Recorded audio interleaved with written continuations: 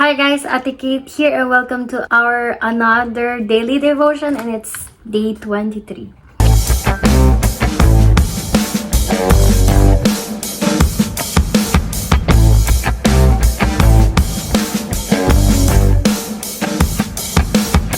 Let's pray first. You are great God and there's no one like you. Salamat sa araw na to at iningatan nyo kami at kinabayan. Tunay nga na wala kang katulad sa aming buhay. At naway magsilbi itong bread ng araw na to at maging kalakasan namin, Panginoon. Niyo po kaming magawa namin to at ma-share namin to sa ibang tao. In Jesus Christ's name we pray. Amen.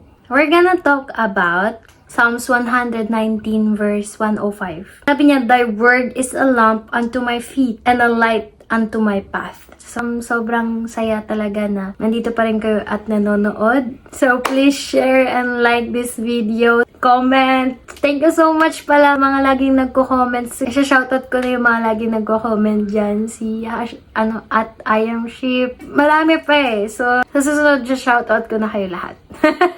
Thank you so much for always watching my videos. I know na lumalakas na kayo dahil lagi kayo nakikinig ng Word of God. Because our Bible verse speaks how powerful the Word of God is. Sabi nga niya, ang Word of God is like a double-edged sword. If there's something that can't pass away in this world, all of these things will pass away. Lahat ng mga buildings, lahat ng mga magagandang beach, lahat ng mga gandang tanawin na yan, lahat ng mga kayamanan na yan, mga cars, mansions, everything will pass away, everything will be gone, but the Word of God will remain. Ang Biblia po ay napakahalaga sa ating buhay dahil yan ay ilaw kung saan nakikita natin kung saan tayo papunta dahil kasama natin sa ang Panginoon. Sabi nila, Bible is our guidance. The Bible is love letter from the Lord. Kailangan natin malaman kung ano yung sinasabi sa atin palagi ng Panginoon at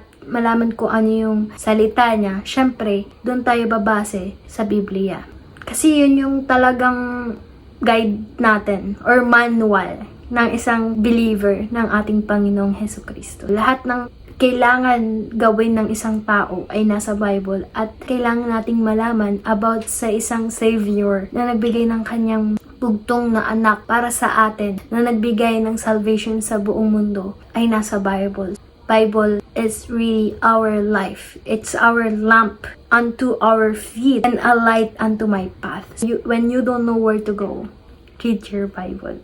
Hey! Sabi nga sa kanta, diba? Read your Bible, pray every day, pray every day, pray every day. Read your Bible, pray every day, and you grow, grow, grow. Let's all grow together. Let's read His Word always, day and night. God bless and Ate Kate out.